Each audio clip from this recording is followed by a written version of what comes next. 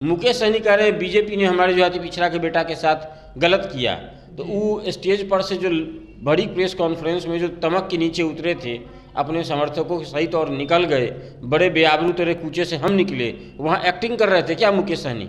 उस आरजेडी के खेमे में क्या चल रहा था कि इनको बैठा करके सीटें अनाउंस की गई और उसमें मुकेश सहनी का 0 सीट था।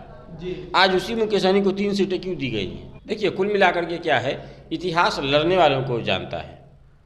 कमोबेश यही एक मामला था जब चिराग पासवान जी को नहीं पूछ रही थी बीजेपी, तो जिसे मल्लाहों की राजधानी कहते हैं वो तो कांग्रेस के खाते में गया। और अगर अजय निषाद निकाल लेते हैं तो अगले लोकसभा में यह कांग्रेस का हिस्सा होगा। तो मुकेश सहनी की जो वीआईपी का जो मुजफ्फरपुर इकाई था वो रहेगा कि भंग हो जाएगा? ये कैसे राजा हैं जो राजधानी का प्लान ही नहीं कर रहे हैं? बिना राजधानी के राजा होता है क्या?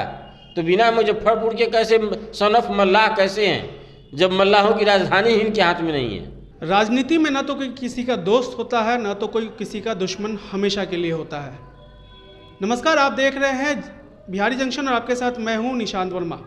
जी हां, मुकेश सहनी ने अब खेमा बदल लिया है, अब महागठबंधन में शामिल हो गए हैं। इसको लेकर के कल एक पीसी भी हुई और उसमें साफ तौर पे सीटों का बंटवारा कर दिया गया और अब मुकेश सहनी महागठबंधन में है। इस पर बात करने के लिए हमारे साथ मौजूद है वरिष्ठ पत्रकार और राजनीतिक विश्लेषक नीरज गौरव जी। नीरज गौरव जी, जो कल तक बीजेपी के साथ थे वो अब महागठबंधन में आ गए। मुकेश सहनी जी का ये फैसला थोड़ा सा हास्यास्पद है जी। देखने के लिए अगर आप देखिएगा तो आपको सीधा सीधा लगेगा कि तीनों जो है वो अहम सीटें मिली हैं, अति पिछड़ा का वोट बैंक है वहाँ, और मल्लाह 10% के साथ अगर वहाँ पर यादव समीकरण अगर बन जाए, एमवाई समीकरण, तो खेल पलट सकता है। ये कहने की बात है।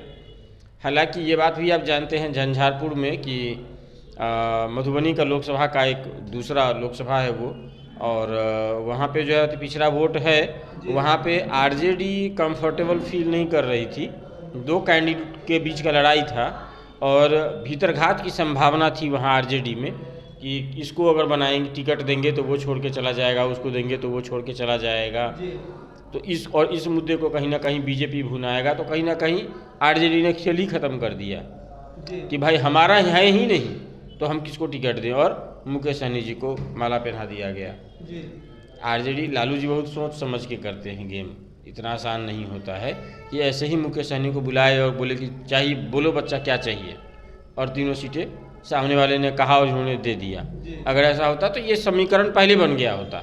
इतने दौर की बात नहीं होती। आपको पता ही है अंदर की बात कि लगातार बैठकों का दौर दिल्ली से लेके यहाँ तक तेजस्वी और मुकेश सहनी पता नहीं कितनी बार बैठ चुके हैं इस बात को लेकर के। देखिए, कुल मिलाकर के क्या है, इतिहास लड़ने वालों को जानता है। कमोबेश यही एक मामला था जब चिराग पासवान जी को नहीं पूछ रही थी बीजेपी, है ना। और देखिए, चिराग पासवान ने अकेले लड़ने का फैसला किया विधानसभा में। आज देखिए ये हालत है कि चिराग पासवान को 5 सीटें दी हैं भाजपा ने। इतना तवज्जो और इतना जो है वो क्रेडिट दिया है। वीआईपी के पास उस समय में एक समय में था जब इनको लोग अपने साथ घुमा रहे थे, हेलीकॉप्टर में अमित शाह घुमा रहे थे, बहुत वैल्यू दिया, बाद में छोड़ दिया। वीआईपी के गुनहगार दोनों रहे, राजद भी और बीजेपी भी। मुकेश सहनी कह रहे हैं बीजेपी ने हमारे जो अति पिछड़ा के बेटा के साथ गलत किया, तो वो स्टेज पर से जो बड़ी प्रेस कॉन्फ्रेंस में जो तमक के नीचे उतरे थे, अपने समर्थकों के सहित और निकल गए, बड़े बेआबरू तरह कूचे से हम निकले, वहाँ एक्टिंग कर रहे थे क्या मुकेश सहनी? उस आरजेडी के खेमे में क्या चल रहा था कि इनको बैठा करके सीटें अनाउंस की गई और उसमें मुकेश सहनी का 0 सीट था। आज उसी मुकेश सहनी को 3 सीटें क्यों दी गई हैं? खेल को समझिए। मुकेश सहनी को लड़ना था अकेले। अगर वो अकेले लड़ते तो रिजल्ट कुछ होती, सीट भले 1-2 कम आ जाती, लेकिन मुकेश सहनी की पार्टी स्टैंड कर जाती। कई जगहों पे कैंडिडेट खड़े होते, हर एक जगह पे असंतुष्ट जो है वो इनकी तरफ रुख करता और वहाँ प्रेजेंस ऑफ बनता वीआईपी का, मल्लाह की आवाज़ बनती वहाँ। लेकिन ये इन्होंने सब पे बेड़ा गर्क कर दिया। अब हमको बताइए, बोचहा में चुनाव हुआ वीआईपी का, वहाँ पे 25,000 वोट अकेले दम पे लाए वीआईपी। कुरहनी में 10,000 वोट लाए, वहाँ भी अकेले दम पे लाए। और अब जाकर के ये जब मुकेश सहनी के खाते में लोकसभा क्षेत्र आया ही नहीं मुजफ्फरपुर, तो जिसे मल्लाहों की राजधानी कहते हैं वो तो कांग्रेस के खाते में गया। बिल्कुल। और अगर अजय निषाद निकाल लेते हैं तो अगले लोकसभा में यह कांग्रेस का हिस्सा होगा। बिल्कुल। तो मुकेश सहनी की जो वीआईपी का जो मुजफ्फरपुर इकाई था वो रहेगा कि भंग हो जाएगा? बिल्कुल भंग होएगा। और फिर ये कैसे राजा हैं जो राजधानी का प्लान ही नहीं कर रहे हैं? बिना राजधानी के राजा होता है क्या? तो बिना मुजफ्फरपुर के कैसे सन ऑफ मल्लाह कैसे हैं जब मल्लाहों की राजधानी ही इनके हाथ में नहीं है? जी। तो पार्टी खड़ा कर लेते, एक आध दो टिकट गवा लेते, कोई दिक्कत नहीं था। इन्होंने टिकट पे समझौता करके पार्टी को नुकसान पहुंचा लिया है। और एक सवाल तो ये भी बनता है कि जो मल्लाह की बात अभी आपने की, लगातार मल्लाह के आरक्षण की बात कर रहे थे, तो क्या राजद मल्लाह के आरक्षण को लेकर के स्टैंड लेगा? इस मुकेश सहनी के साथ राजद खड़ा होगा? इस बात को लेकर के तो अब लगातार सवाल पूछे जाएंगे ना जी। इस बात को लेकर के मुकेश सहनी टारगेट में आएंगे जी। कि भाई आप जब पहले भी तो सत्ताधीश पार्टी के साथ रहे हैं, आखिर निषादों के आरक्षण के लिए आप हमेशा कहे हैं आरक्षण नहीं तो गठबंधन नहीं, तो क्या आरजेडी अपने मैनिफेस्टो में शामिल करेगी 10% रिजर्वेशन? इस बात को लेकर अगर मुकेश सहनी मल्लाहों के बीच नहीं जाएंगे तो वहाँ इनकी किरकिरी होगी जी। और बहुत सारी चीज़ें अनकंफर्टेबल भी होंगी। निशान जी बता देते हैं आपको, अजय निषाद से बड़ा तीखा वाद विवाद हुआ है इनका, मुकेश सहनी का। बीजेपी से निकाल देना चाहते थे इनको अजय निषाद और लगातार इनको उकसाया लड़ने के लिए। आपको याद होगा यूपी में जो वो फूलन देवी की प्रतिमा वो ले जा रहे थे, उस दौर में लगातार दोनों के बीच में टसल वार चल रहा था। अब उसी अजय निषाद को राजभूषण निषाद के खिलाफ चुनावी प्रचार में मुकेश सहनी जाएंगे समर्थन करने। अब तो दोनों महागठबंधन में ही आ गए। हाँ, तो वहाँ जाएंगे कंधे पे हाथ रख के फोटो खिंचाने, हो गया ना। तो क्योंकि अजय निषाद नहीं मानते थे कि मल्लाहों के नेता हैं मुकेश सहनी, तो वहाँ पर बड़ा डिसकम्फर्टेबिलिटी का नज़ारा होगा, क्योंकि कांग्रेस के तरफ से निषाद जी और यहाँ मुकेश सहनी, तो बड़ा मुजफ्फरपुर में लोग कैसे वो मल्लाहों से कांटेक्ट करेंगे और क्या करना चाहेंगे, सब खेल क्लियर है।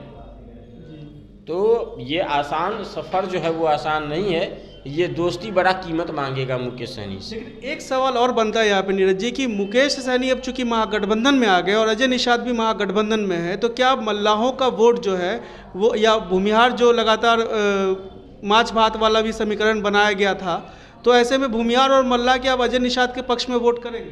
देखिए, जो स्ट्रांगली मल्लाहों में एक जन चेतना मुकेश सहनी के लगातार प्रचार से आया था जी, तो ऐसे लोग तो ये बात भी सवाल करेंगे ना मुकेश सहनी से कि क्या हुआ तेरा वादा, वो कसम वो इरादा, 10% आरक्षण कहाँ गया भाई, बताओ हमको। बात समझ गए? वो जब स्टेज पर से आप कूदे थे और हम सबको लेके साथ में आप चले थे, तो वो क्या हो गया, कहाँ गया वो कसम, कहाँ गया वो वादा, कहाँ गया वो इरादा, कस्में वादे प्यार वफा सब ना। तो ये लोग तो इनसे कहेंगे, ये तो लोग कहेंगे ना उनको जी। लेकिन इसके साथ एक और बात है कि बीजेपी को कहीं ना कहीं बड़ा धक्का बिल्कुल लगेगा, क्योंकि बीजेपी के पास सिर्फ अब हरी सहनी है और मिथिलांचल में आप कह लीजिए गंगा उस पार में कहीं ना कहीं मल्लाहों पर पकड़ रही है अजय निषाद की, इस बात को मानना पड़ेगा आपको। ठीक है, तो वो एक बड़ा नुकसान उधर से हुआ, इधर से मुकेश सहनी अगेंस्ट हुए, तो कई सीटों पर अब तालमेल खराब होगा। और अगर ढंग का कैंडिडेट अगर उतार दिया गठबंधन ने मुजफ्फरपुर में बीजेपी दम बोल जाएंगे, क्योंकि बहुत कमज़ोर कैंडिडेट उतारा इन्होंने मुजफ्फरपुर में, तो ये इनके लिए दिक्कत हो जाएगी। तो कहीं ना कहीं बीजेपी खेमा तो चिंतित होगा निशान जी। बिल्कुल, बीजेपी खेमा चिंतित होगा और कहीं ना कहीं महागठबंधन जो है मुजफ्फरपुर की सीट की अगर बात करें तो मजबूत हो सकता है, क्योंकि अब अजय निषाद जो मल्लाहों के नेता माने जाते थे वो भी अब मुजफ्फरपुर से चुनाव लड़ रहे हैं और मुकेश सहनी जो सन ऑफ मल्लाह कहे जाते हैं वो भी अब महागठबंधन में शामिल हो गए हैं। अब ऐसे में ये देखना दिलचस्प होगा कि आखिर मुजफ्फरपुर का क्या होता है, कौन जीतती है, कौन सी पार्टी का वो कांग्रेस वहाँ जीतती है या फिर बीजेपी। हालांकि बीजेपी को कड़ी टक्कर देने के लिए अजय निषाद अब खड़े हो गए हैं। अब देखने वाली बात होगी कि आगे क्या होगा। बहरहाल आपको क्या लगता है, आप अपनी प्रतिक्रिया कमेंट बॉक्स में ज़रूर दें और ऐसे ही तमाम खबरों के लिए, विश्लेषण के लिए आप हमारे चैनल को हमेशा देखते रहें और सब्सक्राइब कर दें बिहारी जंक्शन।